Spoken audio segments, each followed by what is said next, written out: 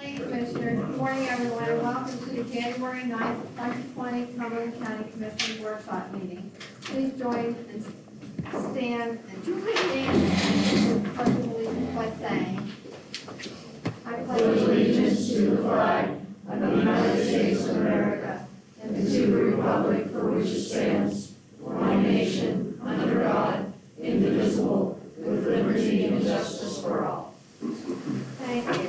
Call this meeting to order at 9 a.m. At this time, I'll open the floor to public comments. Okay, hearing none and seeing none, we'll move on to agenda item 3, and I will call on Commissioner Eichelberger to present Dennis Dropbar with an award for his 35 years of service to Cumberland County. Commissioner Eichelberger. Okay, very good. Please come forward. Please present themselves from the side.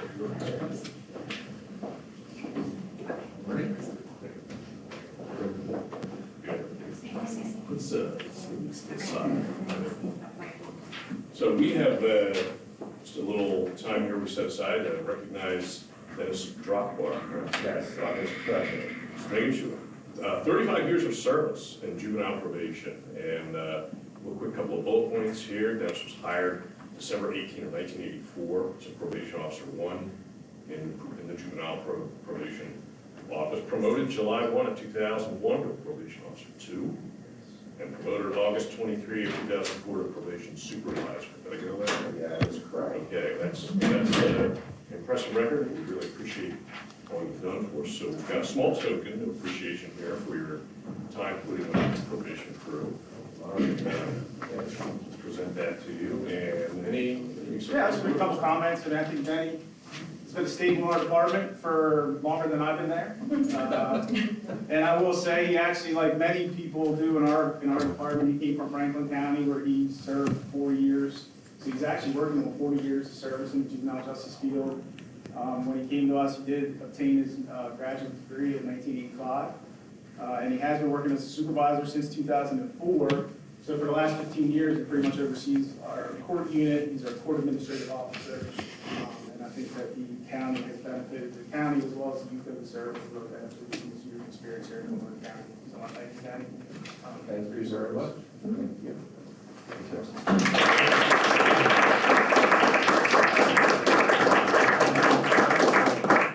I'd just say I want to thank the commissioners and the court for the employment opportunities. I've really appreciated that over the years. And I think, in 35 years, a lot of things have changed. But I think there's probably one constant in it all is that I've always had great fellow employees, and both within the probation department and within the county workforce. Thank you. Appreciate your service. Thank you.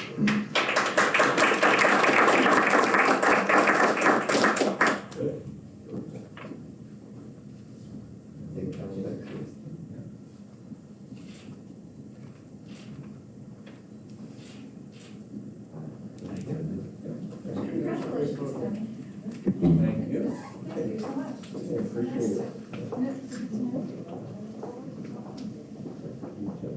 When I first came here, we were using the old prison. Oh, is that right? Yeah. That's all. Thank you. Take care. Thank you. Okay, next we'll move on to agenda item 4, and we'll have Tammy Bender who will discuss resolution 2020-1. Good morning. Finance is requesting approval of 2 budget resolutions. The first one is for the general fund, increasing expenses by $4,486,000. This resolution is adding budget for the election equipment, for the purchase of our voting system and renovations of the storage, for the storage of the machines. Majority of election equipment we do not have right now, so that's the reason for the resolution. This resolution will impact the general fund. Any questions for Tammy? Yeah, Tammy, do we have any idea when we're going to get reimbursement from the state? That grant hasn't been, it's been applied for, but we haven't got hers yet. Okay. Thanks. And the second resolution is the general fund, we're increasing revenues and expenses by $320,927. It's for 4 district attorney grants, putting them on, the one's a balance enclosure hood, the lab accreditation grant, finishing that one up, liquid chromatography and mass spectrometer something grant. Something, Eric's big equipment. And a vacuum metal enhanced latent evidence grants, he's got 4 of them. And that will not impact the general fund. Thank you, Tammy. Next, I'd like to call on Stacy to discuss agenda item 5, contracts and grants. Stacy? Thank you. Agenda items 5, 1, A through F are existing contracts, contract extensions, or addenda with no additional cost or decrease to the county, and they are as follows. There's 1 from Aging and Community Services, 3 from CNRC, 1 from Drug and Alcohol, 1 from Facilities Management, 1 from IMTO, and 1 from the prison. Commissioners, do you have any questions, comments, or concerns regarding any of the above mentioned contracts or agreements? Next, we'll move on to agenda item 5.2, which consists of new contracts, vendor services, grants, and contracts with increases, decreases to the county. And I'll begin by calling on Nikki to discuss 3 contracts for children and youth. Thank you. Good morning, Commissioners.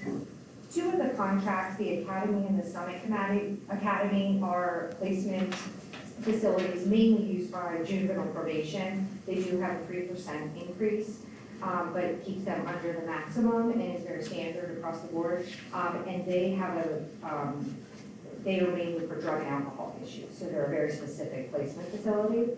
The other one is the Fulton County Family Partnership. We had a family that is half in Cumberland and half in Fulton, and we needed to find a parenting program that was available for the family in Fulton to work with, and so we are establishing a new contract with them. It is very comparable to our existing parenting contracts. Commissioners, do you have any questions for me? I should know this, but all of these types of programs are 80% state, 20%. They're not the 80-20. Ooh, I'm not going to know that off the top of my head. 80-20 is the salaries and stuff. I believe that these are contracts that we budget for and plan for as much money. I don't think there's a split. So these are county. Yes. That's all I Thank you. Thank you. Lori is joining us by video teleconference to discuss 2 grants. Lori?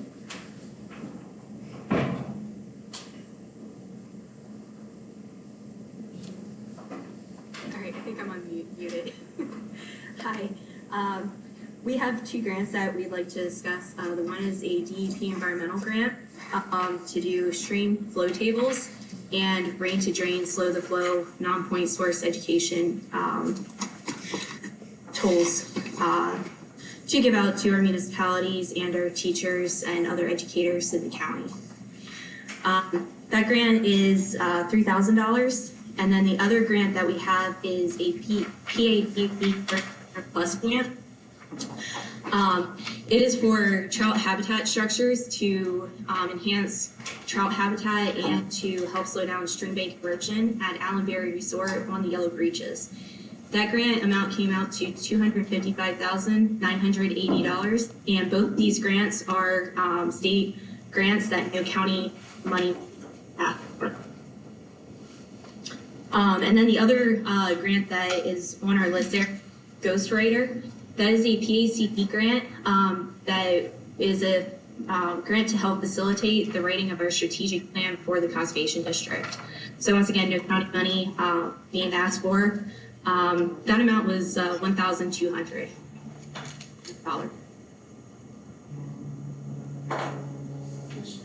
Any questions? Thank you, Lori. Thank you. Next, Mike will discuss the Boyer and Ritter LLC contract. Thank you. Good morning, Commissioners. This is a good news contract. This is a cost reduction I wish to point out at the beginning. It's all rolled into services for the following: CAPR, Federal Single Eye, PADHS reporting, referred to as AUP, and MDJ audits, combined for the first time for processing divisions into one contract. Fees are reduced about $2,000 from the total of $152,000 last year to $150,000 this year. This is another of a handful of audit fee reductions that we, and I include Dane in this, especially, audit fee reductions that we've managed over the decades. The county is paying approximately the same audit fee as it paid in the 1980s. And that's in 1980 dollars, that's not inflation adjusted dollars, I just pointed out. The same level of excellence in the financial function of this county that has resulted in our retention of AAA credit rating for 11 consecutive years. That's a very rare achievement. It's also contributed to this fee stabilization over these many decades. Other neighboring counties, large counties, pay much more. Credit for this result goes to the Board of Commissioners over the years for your history of implementing conservative and comprehensive fiscal policies, the Finance Office's thoughtful and proactive administration of the county's fiscal affairs, the Controller's reporting and internal audit staff whose quality work is relied upon, and I wish to highlight the diligent and hardworking fiscal officers and their administrative staff throughout the county's program offices, where a great deal of the hard work is done. Any questions? Thank you. Thanks, Mike. Melissa is here to discuss the Sage Technology Solutions contract. Melissa? This is the courtroom one that I had come to you a couple months ago. We had the failure of the system. Sage has been able to make it limp along, coming in kind of frequently to keep it limping along. They did come back with the contract, and it is only $70,000. It is much less my belief, and it is way beyond my technical expertise to give you any information about it. My belief is that they've been able to reuse some of the equipment in the courtroom to keep that cost down. It's mostly the computer parts that have failed. Commissioners, you Is this a one-time cost? Well, there'll be maintenance, our plan is to keep maintenance agreements on these, which is what we did not have because the technology was outdated. What's the 70,000 for? That is to upgrade the technology. So it's for equipment? Yes, equipment and labor and it's the equipment, the labor, the software, everything that goes into the system. Like I said, we had requested 120 on or we were granted 120 on the capital request, but when they did all the look through and did the assessment, it's only coming in at 70 because they're able to reuse some of it. So it's the install and the maintenance agreement. The maintenance agreement is not included in this. We're going to do an incorporated maintenance agreement with all of the courtrooms. So that's going to be a separate issue. So it's just the install.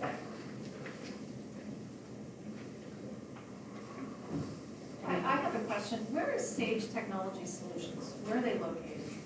I believe they are in Mountjoy.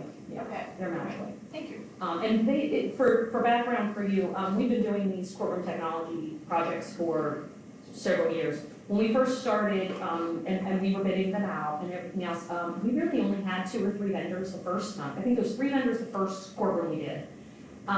We went with a different vendor than Sage. And from then, really, we've only had the 2 vendors, Sage and another.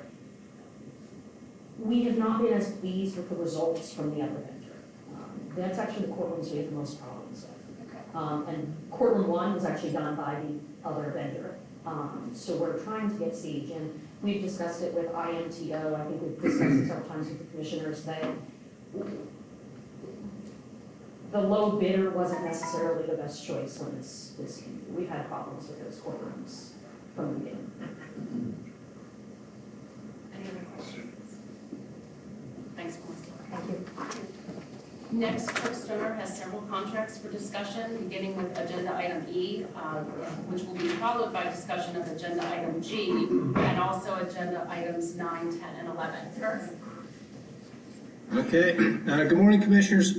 First agenda item is our utility agreement with PA American Water Company for the Oars Bridge project.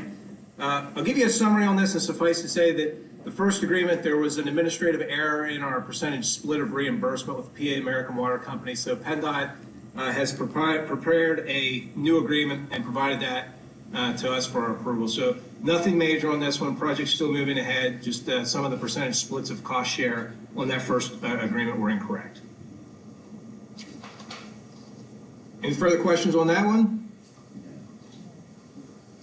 Okay, I guess item G then, under planning, several grants that we have. These are all land partnerships grants that are coming through. The first one is Pennsylvania Parks and Forest Foundation. That's $30,000 for a trail bridge at Pine Grove Furnace State Park. Silver Spring Township has $14,720 for a zoning update that they're just getting around to starting on. South Middleton Township, $30,000 for the LaPorte Nature Trail extension. Cumberland Valley Rails Trail, $75,000 for a trail resurfacing project. And finally, Lower Frankfort Township, $9,560 for a subdivision and land development ordinance update. And again, these are all land partnerships projects that were presented to the board for their approval and are now coming through for payment. Just for clarification, Kirk, so these, when you say that, these are all projects that are paid for with our share of Marcellus Shale money, is that correct? That's correct, Gary. Okay. So Stacy, you want me to go on to the other ones then, 9, 10, 11 then as well? Yes, please. Okay, sure. Okay, Commissioners, item number 9 then is appointments to the County Planning Commission. As you're aware, we had 3 vacancies with the Planning Commission. We have established 4-year limits to the municipality's planning code, and then the Commission also voluntarily instituted a 2-term limit on members. So we had 2 outgoing members who met their 4-year limit, and we went through a process to have new members or potential members submit applications and resumes to the board. We had a committee that reviewed those. The board came back and recommended George Tyson from East Pennsboro Township and Joseph Zume from Southampton Township for the 2 vacant positions. And they also recommended Jim Ross, whose term was up but also had another term of service remaining, to be reappointed. We submitted all the applications to the board for your review and comment, as the final appointment responsibility lies with you.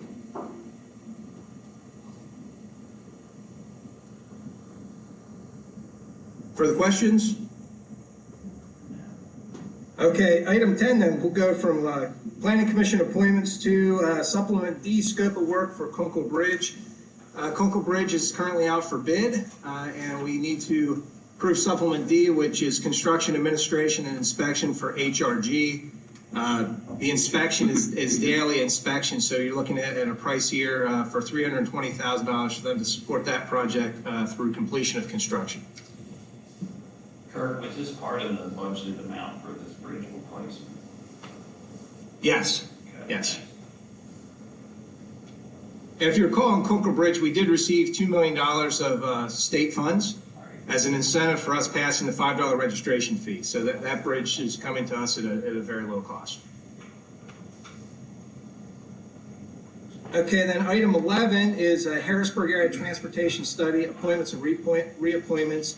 I believe in the commissioner liaisons, Commissioner Eichelberger, you were appointed to the coordinating committee, and then Commissioner Fauci was appointed as the alternate. On the technical committee, I've been serving on that along with Dan Flint, so we recommended, if it's the commissioner's will, to keep Dan and I in those positions. But we also had a vacancy with the departure of Bob Gill, who sent in a letter of resignation. I discussed with the board, I believe we discussed a few times, of having Toby Favre fill that position, so wanted to move that name forward if you wanted to consider him for appointment to the coordinating committee. Okay with me. Any additional questions, Commissioner? Thank you. Okay, thank you. Linda is also joining us by video teleconference to discuss a contract for NHIDD. Linda? Good morning, Commissioners. This contract is for Shannon Sweeney. She's a physical therapy. As you would remember, this is a mandated service in early intervention. And also, we had started her contract at where she was last year. She has picked up some additional children for us that are county funded, base funded, state funded children. So we are asking for an increase of her contract by $5,575 for a total of $6,575. Commissioners, do you have any questions for Linda? Thank you, Linda. We've already discussed agenda item G, so we'll move on to agenda item H. Claudia is joining us by video teleconference to discuss the contract and a grant. Claudia? Good morning, everyone. So both of our items pertain to our hazardous materials response team. First, Public Safety is asking for your approval to amend our existing agreement with Korlam Fire and Rescue to expand our rented square footage space. Currently, we house one of our hazmat emergency response vehicles in Lemoyne and the other at Korlam Fire and Rescue. And Korlam Fire and Rescue recently did some reorganization of their equipment and have some additional available space. We'd like to take advantage of that. The rental space we have in Lemoyne is a cost of $18,000 per year plus utilities. The expanded space opportunity through Korlam Fire Rescue will be $12,000 per year, including utilities. So we'll have an immediate savings of $6,000, plus all of the utilities as well will be savings. So we'd like to take advantage of that and relocate that unit to Carlisle. Both emergency response vehicles would be in Carlisle. However, all of our current qualified drivers are also in this immediate area, so it would also reduce response times. Commissioners? Any questions on that one? No. Okay. The second is also pertaining to the hazmat team. This is to requesting your permission to apply for the fiscal year 20 Hazardous Materials Response Fund, known as HMRF grant, through PEMA.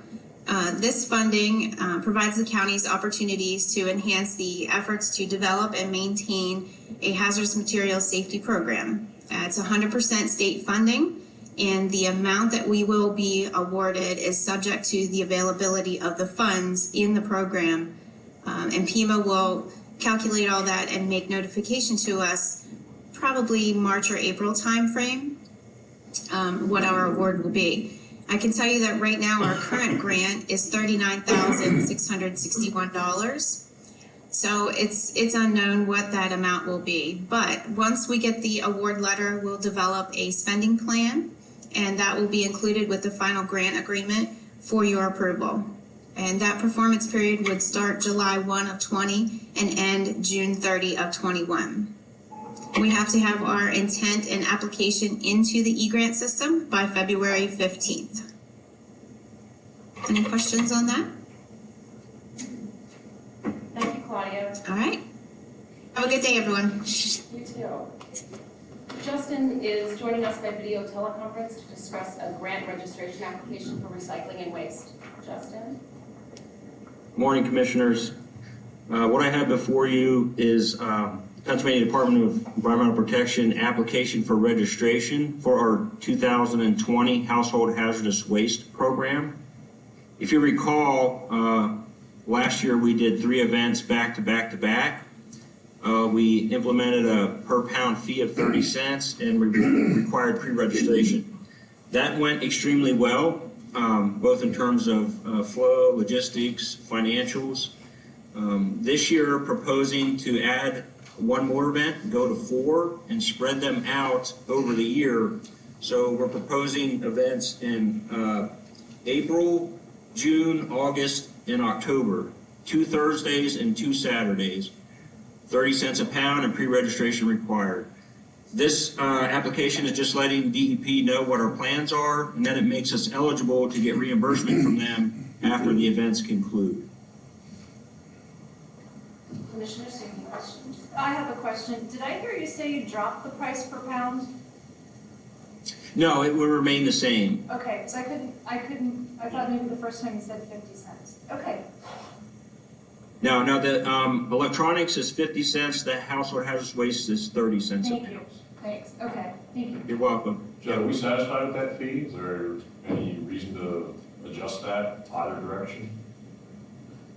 No, I think we're satisfied. Adding one more event, I want to see how that plays out with potential, additional material. The convenience, what I noticed last year, we had a lot less calls because we had 3 events versus 1. People wanting to get rid of this material. I think this is going to increase the convenience even more. It might be the model to keep doing. So I want to see how the financials play out with a year of 4 events under our belt. Okay. Did we get have we been reimbursed for the 2019 events fully yet? Yes, matter of fact, I just got the last reimbursement for the September event last week. Great. Okay. Thank you. That's all I have. Commissioners, any additional Thank you. questions for Justin? Thank you, Justin. That's all. Thank you. Thank you, Stacy. Moving on to agenda item 6, and I'll call on Ryan Simon to discuss the donation received from Big Spring Area Community Chest. Ryan? Good morning, Commissioners. Over the last several years, Big Spring Area Community Chest has made donations each year in varying amounts. This year, their donation was $1,000. I intend to use the money, as I have in past years, for prevention services that occur in the Big Spring area. Any questions? Thank you, Ryan. Next, we move on to agenda item 7, and I'll call on Paul Polanski to discuss the donation received from the Cumberland County Bar Association. Paul? Good morning. The Cumberland County Bar Association, as part of their philanthropy, is donating $7,500 to us to the opioid prevention court. And it's my intention to use that for reentry services. We talked to when I presented the contract last time with Kennedy. Those sort of things will support our participants in recovery houses and transportation and those sort of things. Any questions, Paul? Thank you.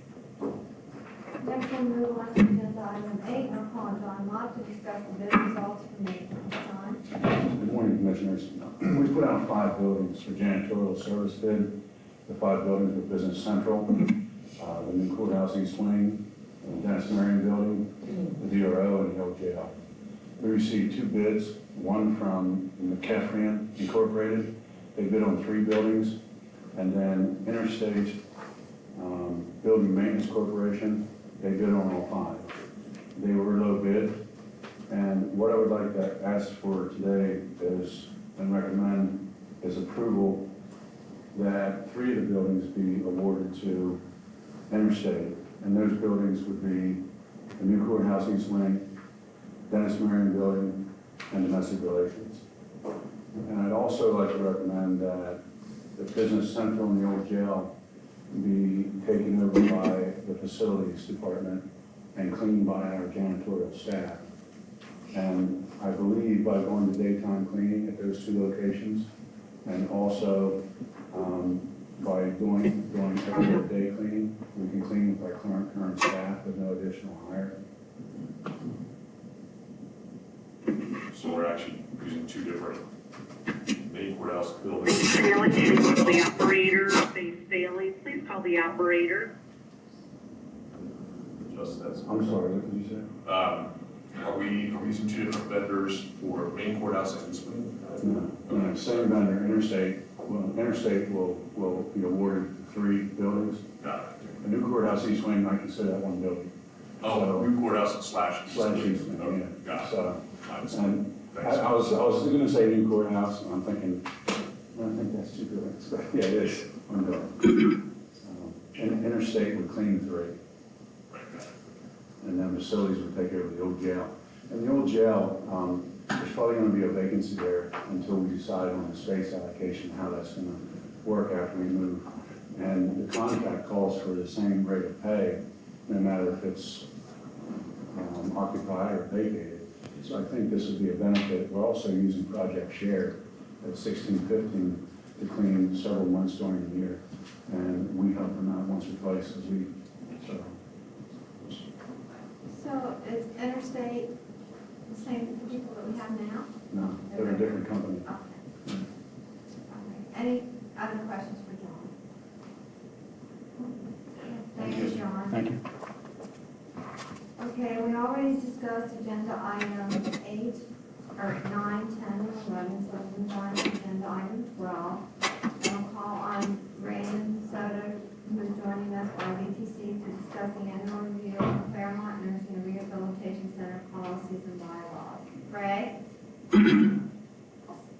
good morning, Commissioners.